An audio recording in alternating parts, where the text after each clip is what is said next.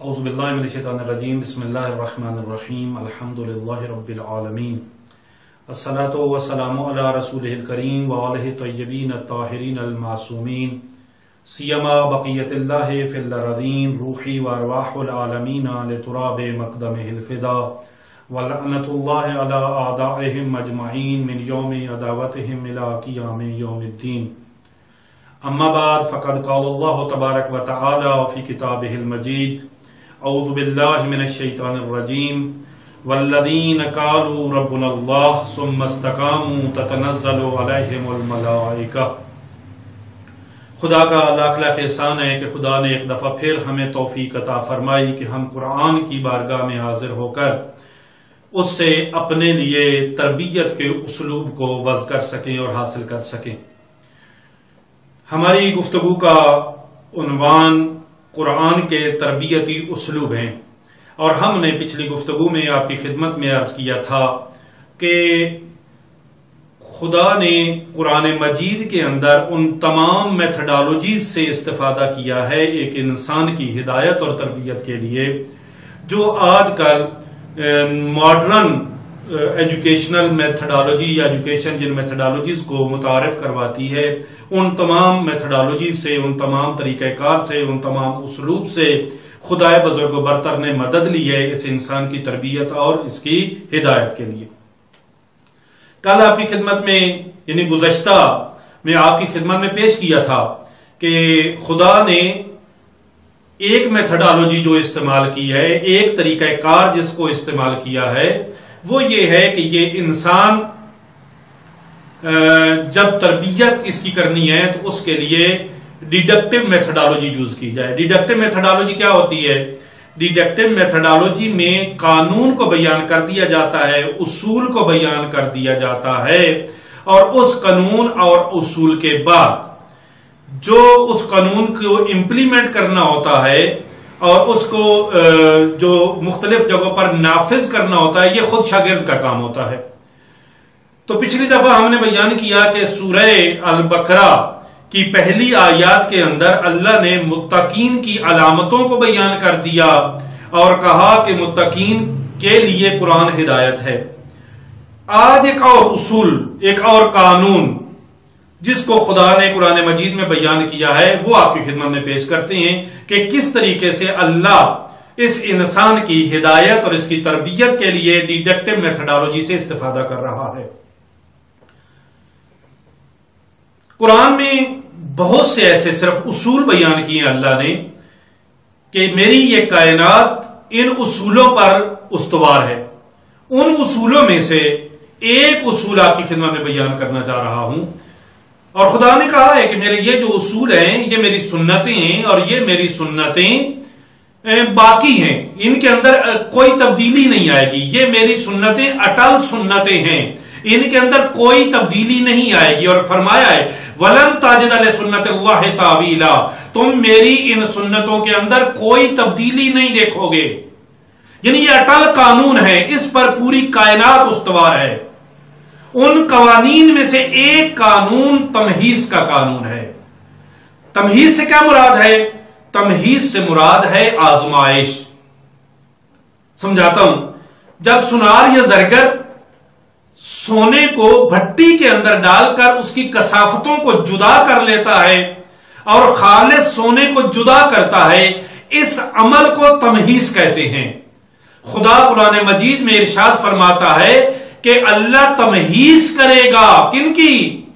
مومنین کی، یعنی مومنوں کو آزمائش کی بھٹی میں ڈال کر ان کو جدا کر لے گا، اور اللہ کثافتوں کو جلا دے گا، اللہ کافروں کو جلا دے گا۔ یعنی اللہ کس کی آزمائش کرے گا؟ مومنین کی آزمائش کرے گا۔ یہ قانون ہے۔ اور کس کس کی تمہیز کرے گا؟ ہر ایک کی تمہیز کرے گا۔ خدا نے ایک اور جگہ پر ارشاد فرمایا ہے وَلَنَبْلُوَنَّكُمْ بِشَيْءٍ مِّنَ الْخَوْفِ وَالْجُوعِ وَنَقْصٍ مِّنَ الْأَمْوَالِ وَالْأَنفُسِ وَالثَّمَرَاتِ۔ اگر اس کے اوپر غور کریں، وَلَنَبْلُوَنَّكُمْ، وہ افراد جو قرآن کی اور عربی زبان کی، عربی کی لذتوں کو اور ان کی لطافتوں سے آگاہ ہیں، ان کو معلوم ہے کہ اس کے اندر کتنی تاکیدیں موجود ہیں۔ اللہ کہہ رہا ہے کہ ہم تم سب کو آزمائیں گے۔ بس یہ اللہ کا قانون ہے کہ اللہ سب کو آزمائے گا، سب کو آزمائش میں ڈالے گا۔ والذین قالوا ربنا اللہ ثم استقاموا تتنزل علیہم الملائکہ۔ جب آزمائش آئے تو پھر کیا کرنا چاہیے؟ خدا قرآن مجید کی اس آیت کے اندر اپنے پورے طریقہ کار کو، اپنے پورے اسلوب کو بیان کر رہا ہے۔ وہ کیا ہے؟ فرمایا والذین قالوا ربنا اللہ، وہ لوگ جو یہ اعلان کرتے ہیں کہ اللہ ہمارا رب ہے، یعنی وہ اپنے آپ کو اللہ کی ولایت کے سائے میں پیش کر دیتے ہیں اور یہ اعلان کرتے ہیں کہ اللہ ہمارا رب ہے، اللہ ہمارا ولی ہے۔ جب انہوں نے اعلان کر دیا تو کیا اب اس اعلان کو، اس کے اس دعوے کو قبول کر لیا جائے گا؟ نہیں، اس کے دعوے کو فوراً قبول نہیں کیا جائے گا۔ اس کے دعوے کو قبول کرنے سے پہلے اس کو آزمایا جائے گا، اس کے سامنے رکاوٹیں کھڑی کی جائیں گی۔ اگر یہ ان رکاوٹوں میں پاس ہو گیا، اگر یہ کامیاب ہوا تو اس کے اس دعوے کو قبول کیا جائے گا، اور اگر یہ پاس نہ ہوا تو اس کے اس دعوے کو قبول نہیں کیا جائے گا۔ والذین قالوا ربنا اللہ، وہ لوگ جو یہ اعلان کرتے ہیں کہ ہم اللہ پر ایمان لے کر آئے، پھر اللہ کیا کرتا ہے؟ ثم استقاموا، اللہ آزماتا ہے۔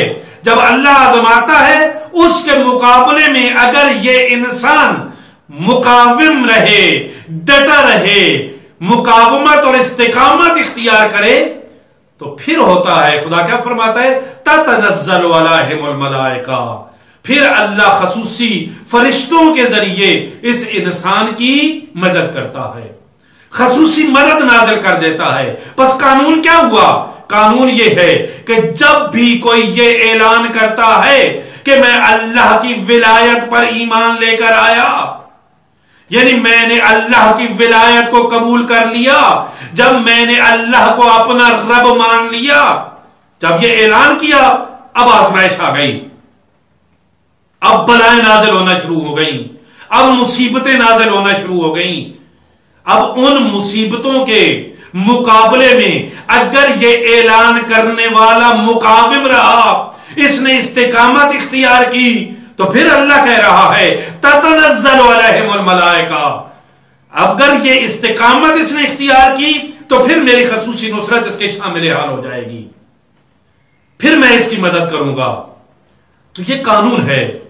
قانون یہ ہے، پہلے انسان اللہ پر ایمان لانے کا دعویٰ کرتا ہے، پھر اللہ آزماتا ہے، پھر یہ دعویٰ کرنے والا استقامت اختیار کرتا ہے، پھر اس کی استقامت کے بدلے میں اللہ اس کی مدد نازل کرتا ہے، اللہ اس کی مدد کرتا ہے۔ یہ قانون ہے۔ اب دیکھنا یہ ہے کہ ہمارے معاشرے کے اندر ہمارا نظریہ کیا ہے۔ اگر ہم اپنے معاشرے کے اوپر نگاہ دوڑائیں تو ہمیں یوں نظر آتا ہے کہ ہم یہ سمجھ رہے ہوتے ہیں کہ جب ہم ایمان لے کر آئیں گے تو ہمارے اوپر مصیبتیں نازل نہیں ہوئیں گی، ہمارے اوپر بلائیں نازل نہیں ہوں گی۔ نہ، قرآن کا اصول یہ ہے، قرآن جو کچھ بتا رہا ہے وہ تو یہ ہے کہ اگر ایمان لے کر آئے تو اب مصیبتوں کے لیے تیار ہو جاؤ۔ مولا متقیان علی ابن ابی طالب علیہ السلام ارشاد فرماتے ہیں کہ مصیبتیں ہمارے ماننے والوں کی طرف ایسے بڑھتی ہیں جیسے بارش کا پانی ڈھلوان کی طرف بڑھتا ہے۔ اور پھر خاصات فرمایا کہ میرے مومن کو کیسا ہونا چاہیے۔ ارشاد فرمایا کہ اگر پہاڑ راستہ چھوڑ دیں تو چھوڑ دیں، چٹانیں ٹوٹ جائیں تو ٹوٹ جائیں، لیکن میرے مومن کو، میرے ماننے والے کو ان مصیبتوں کے سامنے سے ہٹنا نہیں چاہیے، ان مصیبتوں کا مقابلہ کرنا چاہیے۔ یہ معصومین کے فرامین اور قرآن کی ارشادات تو یہ کہہ رہے ہیں کہ جب ایمان لے کر آیا جائے تو اس وقت انسان کو اپنے آپ کو ان مصیبتوں کے لیے آمادہ کر لینا چاہیے، ان مصیبتوں کے لیے تیار کر لینا چاہیے، لیکن ہماری جو نظر بنی ہوئی ہے وہ یہ کہ نہیں، مصیبتیں ٹل جاتی ہیں، تو گویا ہم نے جو نظریہ بنایا ہوا ہے وہ قرآن کے اور معصومین علیہ الصلوۃ والسلام کے فرامین کے خلاف۔ ایک اور مثال دے دیتا ہوں، اگر ایمان کے درجات کی بنیاد پر کسی نے مصیبتوں سے جان چھڑانا ہوتی اور آسائش کی زندگی گزارنا ہوتی اور اس کے اوپر مصیبتیں نازل نہ ہوتی تو سب سے زیادہ حق کس کو حاصل تھا؟ حضرت زہرا سلام اللہ علیہا کو یہ حق حاصل تھا کہ انتہائی عزت و احترام کے ساتھ، انتہائی آسائش کے ساتھ یہ زندگی گزار لیتی۔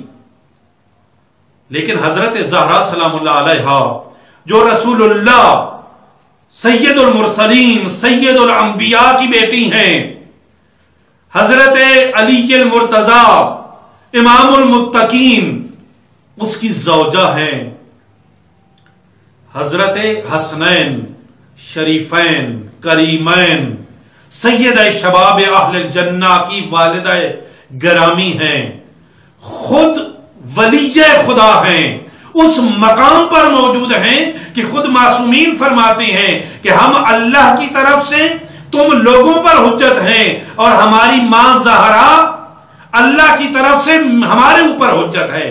وہ جو حجت خدا پر حجت ہے، وہ بی بی اس کائنات سے جب گئیں تو یہ کہتے ہوئے گئیں، صبت علی مصائب لو انہا علی الایام سرنا لیالیا، کہ میرے اوپر جو مصیبتیں نازل ہوئیں اگر وہ روشن دنوں پر نازل ہوتی تو وہ سیاہ راتوں میں تبدیل ہو جاتے۔ تو اس کا مطلب یہ ہے کہ جتنا جتنا ایمان کا درجہ بڑھتا جائے گا اتنا اتنا آزمائش کا درجہ بھی بڑھتا جائے گا۔ قرآن مجید کہتا ہے وَإِذِ ابْتَلَىٰ إِبْرَاهِيمَ رَبُّهُ بِكَلِمَاتٍ فَأَتَمَّهُنَّ، کہ جب حضرت ابراہیم کے رب نے حضرت ابراہیم کو بڑے بڑے امتحانوں سے گزارا، فَأَتَمَّهُنَّ، اور حضرت ابراہیم علیہ السلام نے ان امتحانوں کو پاس کر لیا، پھر خدا کہہ رہا ہے کہ اِنَّا جَعَلْنَاكَ لِلنَّاسِ إِمَامًا، قال کہ ہم نے اب تجھے لوگوں کا امام بنا دیا ہے، یعنی سب سے پہلے آزمائش سے گزرنا پڑتا ہے۔ جیسے جیسے آزمائش ایمان کا درجہ بڑھتا جاتا ہے ویسے ویسے آزمائش کا درجہ بڑھتا جاتا ہے، اور حضرت ابراہیم علیہ السلام کو توحید کا ہیرو کہا جاتا ہے۔ کیوں؟ اس لیے کہ وہ تمام آزمائشیں جن کو تصور کیا جا سکتا ہے حضرت ابراہیم علیہ السلام کو ان آزمائشوں سے گزارا ہے اللہ نے۔ اور مولا متقیان علی ابن ابی طالب علیہ السلام ارشاد فرماتی ہیں کہ ان البلاء للظالم ادب، یہ جو بلائیں ہیں، یہ جو مصیبتیں ہیں، یہ جو آزمائشیں ہیں، یہ ظالم کے لیے سزا ہوتی ہیں۔ وَلِلْمُؤْمِنِ امتحان، لیکن مومن کے لیے یہ امتحان کا باعث ہوتی ہیں۔ امتحان یعنی آزمائش۔ آزمائش کے بعد کیا ہوتا ہے؟ آزمائش اور امتحان کے بعد انسان اگلے درجے میں چلا جاتا ہے، انسان کی کلاس میں، انسان کے درجے میں اضافہ ہوتا ہے۔ تو بس مومن کے لیے یہ امتحان ہے۔ وَلِلْأَنْبِيَاءِ دَرْجَةٌ، اور انبیاء کے بھی آزمایا جاتا ہے، آزمائش ہے انبیاء کے لیے بھی۔ جب انبیاء کو آزمایا جاتا ہے تو ان کو درجات عطا کیے جاتے ہیں۔ وَلِلْأَوْلِيَاءِ كَرَامَةٌ، اور اولیاء کے لیے یہ کرامت کا باعث ہے۔ تو بس یہ آزمائش میں سے ہر شخص نے گزرنا ہے۔ جتنا جتنا اس کے ایمان کا درجہ بڑھتا جائے گا اتنی اتنی اس کی آزمائش بڑھتی جائے گی۔ بس یہ جو ہم نے سوچ رکھا ہے کہ خدائے بزرگ و برتر پر ایمان لانے کے بعد، علی ابن ابی طالب علیہ الصلوۃ والسلام کو امام ماننے کے بعد، کربلا پر ایمان لانے کے بعد، حق کو حق ماننے کے بعد اور حق پر ایمان لانے کے بعد مشکلات اور مصائب کم ہو جائیں گے؟ نہ، یہ ہماری غلط سوچ ہے۔ جیسے جیسے ایمان کا درجہ بڑھتا جائے گا ویسے ویسے یہ آزمائشیں بڑھتی جائیں گی، ویسے ویسے یہ امتحان بڑھتے جائیں گے۔ اس کے لیے تیار ہونا چاہیے۔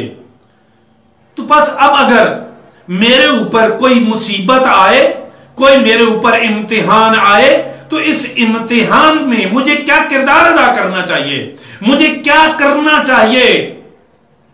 تو حقیقت میں جب انسان پر کوئی امتحان آتا ہے، کوئی مصیبت آتی ہے، کوئی بلا آتی ہے، کوئی آزمائش آتی ہے، تو حقیقت میں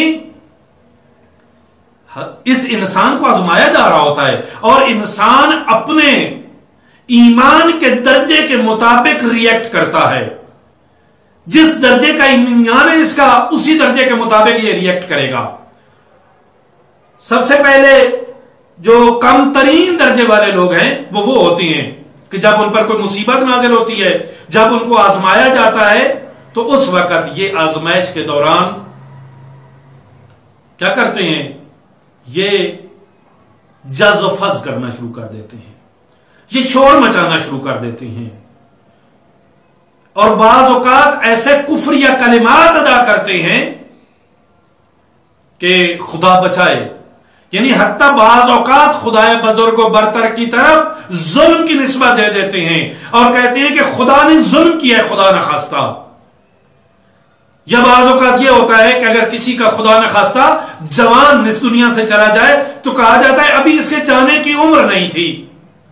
کون طے کرے گا کہ اس کے جانے کی عمر تھی یا نہیں تھی؟ اس کو جانا چاہیے تھا یا نہیں جانا چاہیے تھا؟ یہ نعمت باقی رہنی چاہیے تھی یا نہیں رہنی چاہیے تھی؟ یہ کس کو اختیار حاصل ہے کہ کون یہ طے کرے؟ یہ وہ طے کرے گا جس نے یہ سب کچھ عطا کیا ہوا ہے۔ پس جب بھی مصیبت آئے اس کے اوپر جز و فز کرنا، اس کے اوپر شور مچانا، یہ زیادتی ہے۔ کم از کم کربلا کا ماننے والا جو مولا متقیان علی ابن ابی طالب علیہ السلام پر ایمان رکھتا ہو، جو کربلا کو مانتا ہو، کم از کم اس کو ایسا کردار ادا نہیں کرنا چاہیے۔ اور مولا متقیان علی ابن ابی طالب علیہ السلام ارشاد فرماتے ہیں کہ اگر مصیبتوں میں جز و فز کرے کوئی، چیخے پکارے کوئی، تو یہ مصیبت سے بڑھ کر مصیبت ہوتی ہے، اور مصیبت سے بھی سختر ہوتا ہے کہ کوئی انسان مصیبت میں آ کر اوسان کھو دے، اس کے اوسان خطا ہو جائیں۔ یہ کم از کم کربلا کے ماننے والے کا ایمان کا یہ درجہ نہیں ہونا چاہیے۔ اس سے بڑے درجے، اوپر والا درجہ کیا ہے؟ وہ لوگ ہیں کہ جب ان کے اوپر کوئی مصیبت آتی ہے تو وہ صبر کرتے ہیں۔ خدا قرآن مجید میں ارشاد فرماتا ہے وَلَنَبْلُوَنَّكُمْ بِشَيْءٍ مِّنَ الْخَوْفِ وَالْجُوعِ وَنَقْصٍ مِّنَ الْأَمْوَالِ وَالْأَنفُسِ وَالثَّمَرَاتِ وَبَشِّرِ الصَّابِرِينَ الَّذِينَ إِذَا أَصَابَتْهُمْ قَالُوا إِنَّا لِلَّهِ وَإِنَّا إِلَيْهِ رَاجِعُونَ۔ بے تحقیق تم سب کو آزمایا جائے گا، مختلف چیزوں سے آزمایا جائے گا، اور پھر کہا وَبَشِّرِ الصَّابِرِينَ، اور جب ان کو آزمایا جائے تو اس میں جو صبر کریں ان کو بشارت دے دو، ان کو خوشخبری دے دو۔ یہ صبر کرنے سے کیا مراد ہے؟ خدا ہی کہہ رہا ہے۔ یہ کون سے لوگ ہیں؟ جب ان پر کوئی مصیبت آتی ہے تو اس وقت یہ خاموش نہیں ہو جاتے، یہ اس وقت اپنے اوسان خطا نہیں کر جاتے، یہ اس وقت حوصلے ہار کر بیٹھ نہیں جاتے، بلکہ قالو، اس وقت کچھ کہتے ہیں۔ کیا کہتے ہیں؟ انا للہ و انا الیہ راجعون، یعنی دوسرے لفظوں میں یہ اپنے آپ کو خدا کے حوالے کر دیتے ہیں۔ خدا کے حوالے کرنے سے کیا مراد ہے؟ کہ اللہ نے جتنی صلاحیتیں دی ہیں، جتنی قوتیں دی ہیں، جتنی طاقتیں دی ہیں، جتنی توانائیاں دی ہیں، ان سب کو استعمال کرتے ہیں اور نتیجہ خدا پر چھوڑ دیتے ہیں اور یہ کہتے ہیں پروردگارا یہ نعمت دی بھی تو تھی اور لے بھی تو نے لی ہے، پروردگارا یہ صحت دی بھی تو نے تھی لے بھی تو نے لی ہے، یہ دولت دی بھی تو نے تھی لے بھی تو نے لی ہے، میرے پاس تو یہ صرف امانت تھی۔ یہ صبر کرتے ہیں، یہ دوسرے درجے کا امتحان ہے، ایمان کا درجہ ہے۔ کربلا کے ماننے والوں کو کم از کم اس درجے پر فائز ہونا چاہیے کہ جب مصیبت آئے، جب بلا آئے تو اس وقت یہ صبر کریں۔ اس سے بڑھ کر بھی ایک درجہ ہے، وہ کیا ہے؟ یہ لوگ جب ان پر مصیبت آتی ہے نا تو یہ صرف صبر نہیں کرتے بلکہ خدا کا شکر ادا کرتے ہیں کہ پروردگارا تو نے ہمیں اس قابل سمجھا کہ ہمیں آزما رہا ہے، پروردگارا مجھے اس قابل سمجھا کہ میرے درجات میں اضافہ کرنا چاہ رہا ہے، اس لیے مجھے آزما رہا ہے۔ اس کی کئی مثالیں موجود ہیں۔ واقعہ کربلا میں جب یہ اسرا کا قافلہ مقتل میں آیا ہے اور امام سجاد علیہ الصلوۃ والسلام پہنچے اپنے بابا کی لاش پر، حضرت زینب کبریٰ سلام اللہ علیہا بھی اپنے بھائی کی لاش کے ٹکڑوں کو ہاتھوں پہ اٹھا کر یہ فرما رہی تھیں اللہم تقبل منا ھذا القربان، پروردگار میری اس قربانی کو قبول فرما لے۔ اور مڑ کر جب دیکھا ہے نا امام سجاد علیہ الصلوۃ والسلام کی طرف تو امام سجاد علیہ الصلوۃ والسلام کا رنگ پیلا ہو چکا تھا، زرد ہو چکا تھا، جیسے موت کی زردی چہرے پر آ چکی ہو۔ بی بی کہتی ہے سجاد بیٹا آپ کی حالت کیا ہو گئی ہے؟ امام سجاد فرماتے پھپھی اماں دیکھ نہیں رہی ان ملعونوں نے میرے باپ کی لاش کی حالت کیا کر دی ہے۔ بی بی کہتی ہے لاش کی حالت جو بھی ہو سجاد یہ خدا کا شکر ادا کرنے کا مقام ہے، یہ سجاد خدا کا شکر ادا کرنے کا مقام ہے۔ وہ بی بی جو انبیاء اور ائمہ کو حوصلے دینے والی تھی وہ امام سجاد علیہ الصلوۃ والسلام کو حوصلے کی تلقین نہیں کر رہی، صبر کی تلقین نہیں کر رہی، بلکہ کہہ رہی ہیں کہ شکر ادا کرو۔ ایک اور واقعہ بھی آپ کی خدمت میں بیان کر دیتا ہوں کہ جنگ احد میں آپ کو معلوم ہے کہ گھمسان کی جنگ ہوئی اور بڑے بڑے شاہ سوار شہید ہو گئے۔ حضرت حمزہ سید الشہداء شہادت کے مرتبے پر فیض ہو گئے، حضرت مصعب ابن عمیر شہید ہو گئے۔ اس جنگ میں رسول اکرم صلی اللہ علیہ وآلہ وسلم بھی زخمی ہوئے، علی ابن ابی طالب علیہ الصلوۃ والسلام بھی زخمی ہوئے۔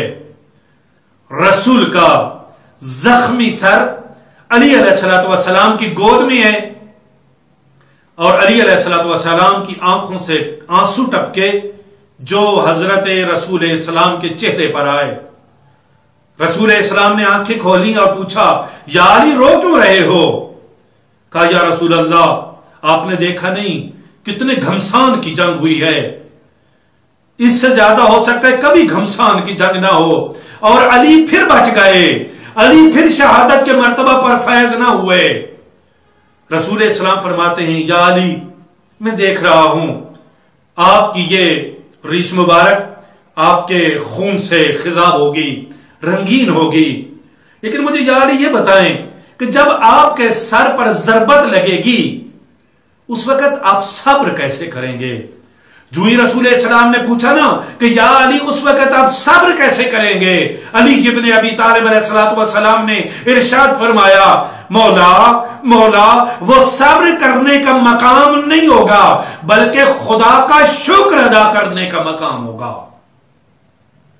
اور یہی وجہ ہے کہ مولا متقیان علی ابن ابی طالب علیہ الصلوۃ والسلام نے جب خیبر کو فتح کیا اس وقت بھی نہیں کہا فزت ورب الکعبہ، خندق کو فتح کیا اس وقت نہیں کہا فزت ورب الکعبہ، بڑی بڑی جنگیں لڑی اور اسلام کو فتح نصیب ہوئی علی ابن ابی طالب علیہ الصلوۃ والسلام کی بہادری سے، لیکن کسی مقام پر بھی مولا متقیان نے یہ نہیں کہا کہ فزت و رب الکعبہ، رب کعبہ کی قسم علی کامیاب ہو گیا، لیکن جب وہ ضرب لگی اس وقت علی ابن ابی طالب علیہ الصلوۃ والسلام نے ارشاد فرمایا تھا فزت و رب الکعبہ، رب کعبہ کی قسم علی کامیاب ہو گیا۔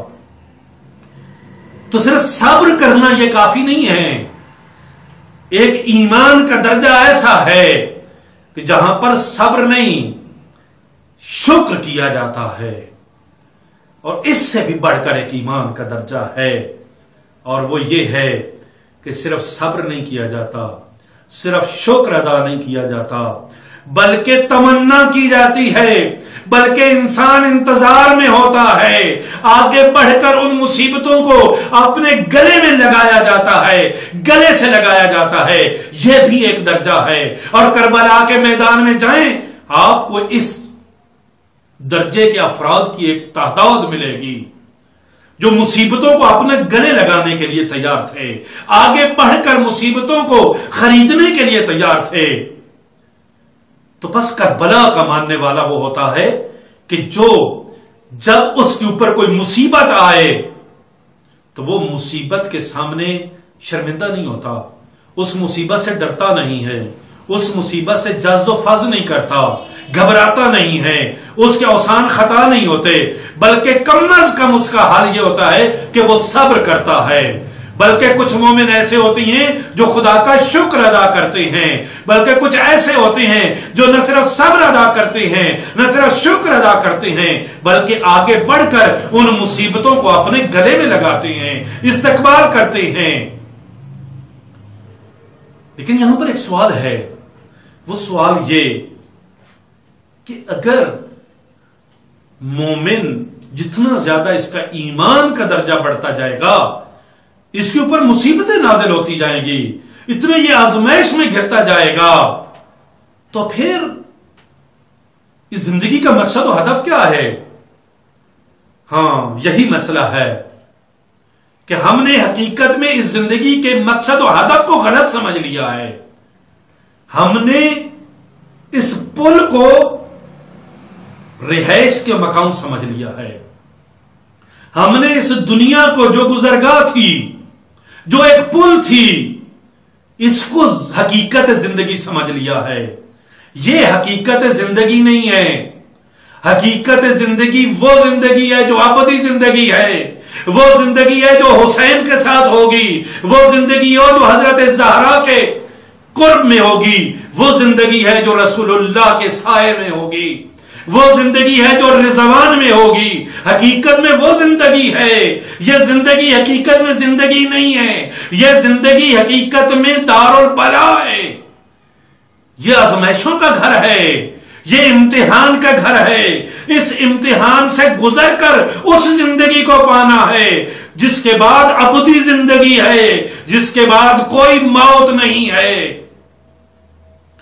یہ نظریہ غلط ہے کہ اس دنیا میں آسائش لینی ہے، نہیں، حقیقت میں اس دنیا میں آسائش چاہیے۔ اس دنیا میں جتنے زیادہ مسائل سے گزروں گا اتنے زیادہ اس دنیا میں مجھے آسائشیں ملیں گی۔ تو بس اگر مجھے آسائشیں چاہیے تو مجھے اس دنیا میں آسائشوں کے لیے نہیں، اس دنیا میں آسائشوں کے لیے تیار ہونا چاہیے، اور اس دنیا کو زیادہ سے زیادہ کما کر اس دنیا کی آسائشوں کو اکٹھا کرنا چاہیے۔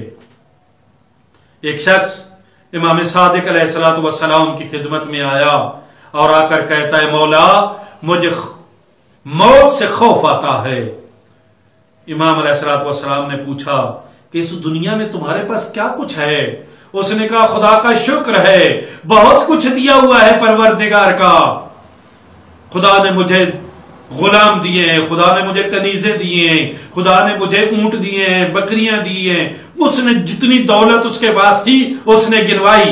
امام علیہ الصلوۃ والسلام فرماتے ہیں کہ اگلی دفعہ جب اس جگہ پر آنا، اس کا چوتھا حصہ خدا کی بارگاہ میں قربان کر کے آنا۔ یہ امام صادق علیہ الصلوۃ والسلام کا ماننے والا تھا، صرف امام کا ماننے والا نہیں تھا، امام کی بھی مانتا تھا۔ تو یہ اگلے ہفتے امام کی خدمت میں پہنچا اور چوتھا حصہ پروردگار کی راہ میں قربان کر کے آیا۔ امام نے کہا آ گئے ہو؟ کہتا ہے جی ہاں۔ فرمایا چلے جاؤ، اگلے ہفتے آنا اور ایک حصہ اور قربان کر کے آنا۔ یہ شخص چلا گیا اور اگلے ہفتے ایک اور حصہ قربان کر کے آیا۔ امام علیہ الصلوۃ والسلام کہتے ہیں کر کے آئے ہو قربان؟ کہتا ہے جی مولا۔ امام پوچھتے ہیں اب بتاؤ خوف اسی طرح کا ہے یا کم ہو گیا ہے؟ یہ شخص کہتا ہے مولا اب خوف کم ہو گیا ہے۔ امام فرماتے ہیں پہلے تو اس لیے ڈرتا تھا کہ تجھے وہ دنیا ویران نظر آتی تھی، اب تو اس لیے نہیں ڈر رہا کہ تجھے وہ دنیا ویران نہیں لگ رہی، تیری وہ دنیا بھی آباد ہے، اس لیے تجھے موت سے ڈر نہیں لگ رہا۔ تو ہمیں اس دنیا کو آباد کرنا چاہیے، اس دنیا کو آباد کرنے کے لیے اس دنیا میں کمانا چاہیے، اس دنیا کو آباد کرنے کے لیے۔ یہ ہے مومن۔ مومن وہ ہوتا ہے کہ جو آزمائشوں میں زندگی گزار دیتا ہے لیکن آخرت کو بنا لیتا ہے۔ ایک اور سوال کا جواب دے کر آپ کی زحمتوں کو تمام کرتا ہوں کہ کیا پروردگار نعمتیں دے کر آزماتا ہے یا لے کر آزماتا ہے؟ نہ، پروردگار دونوں طریقوں سے آزماتا ہے، نعمتیں دے کر بھی آزماتا ہے، نعمتیں لے کر بھی آزماتا ہے۔ جب نعمتیں لے کر آزمائے یہ آزمائش اتنی سخت نہیں ہوتی۔ جوان بیٹا اللہ نے دیا لے لیا، جوان بھائی اللہ نے دیا لے لیا، دکھ ہوتا ہے، پریشانی ہوتی ہے لیکن ختم ہو جاتی ہے، صبر آ جاتا ہے۔ یہ آزمائش اتنی سخت نہیں تھی، لیکن وہ آزمائش جب اللہ نعمتیں عطا کر کے آزماتا ہے وہ آزمائش سب سے سخت آزمائش ہوتی ہے۔ اس کے لیے اپنے آپ کو آمادہ کرنا چاہیے۔ خدا نعمتیں عطا کرتا ہے یہ دیکھنے کے لیے کہ یہ میری نعمتوں کو استعمال کیسے کرتا ہے، یہ ان نعمتوں کا شکر ادا کرتا ہے یا نہیں کرتا، یہ نعمتوں کا کفران کرتا ہے یا نہیں کرتا۔ خدا آزماتا ہے، خدا نعمتیں دے کر بھی آزماتا ہے، خدا نعمتیں چھین کر بھی آزماتا ہے۔ جب نعمت چھین کر آزمائے وہ آزمائش آسان ہوتی ہے، لیکن نعمت دے کر جب آزماتا ہے یہ آزمائش مشکل ہوتی ہے۔ لیکن کیسے معلوم ہو کہ یہ جو میرے اوپر مصیبت آئی ہے یہ مصیبت میرے گناہوں کی وجہ سے ہے یا خدا میرے درجات بلند کرنے کے لیے مجھے آزما رہا ہے؟ اس کے لیے معصوم علیہ الصلوۃ والسلام کی خدمت میں ایک شخص آیا اور اس نے آ کر پوچھا مولا مجھے کیسے معلوم ہوگا کہ یہ جو میرے اوپر مصیبت آئی ہے یہ میری آزمائش ہے یا میرے گناہوں کی سزا ہے؟ تو معصوم فرماتے ہیں تیرے پاس طریقہ کار ایک ہے، ایک کلیہ بتاتا ہوں تجھے۔ کیا کلیہ؟ امام نے فرمایا کہ اگر تیرے اوپر آزمائش آئے اور وہ آزمائش تمہیں خدا سے دور کر دے، تجھے خدا بھلا دے، تو سمجھ لینا یہ تمہارے گناہوں کی وجہ سے ہے، اور اگر تیرے اوپر آزمائش آئے اور وہ تجھے خدا کے قریب کر دے تو سمجھ جانا کہ یہ خدا آزما رہا ہے تیرے درجات کو بلند کرنے کے لیے۔ ان دنوں میں ہم ایک آزمائش میں مبتلا ہیں، پوری انسانیت ایک آزمائش میں مبتلا ہے۔ اب ہر شخص کو یہ دیکھنا ہے کہ یہ آزمائش ہے یا گناہوں کا نتیجہ ہے۔ اگر گناہوں کا نتیجہ ہے تو یہ انسان کو خدا سے دور کر رہی ہوگی، اور اگر یہ آزمائش ہے اور میرے درجات خدا بلند کرنا چاہ رہا ہے تو پھر اس کے ذریعے میں خدا کے قریب ہو رہا ہوں گا۔ لیکن دونوں صورتوں میں کرنا کیا ہے، علاج کیا ہے، حل کیا ہے؟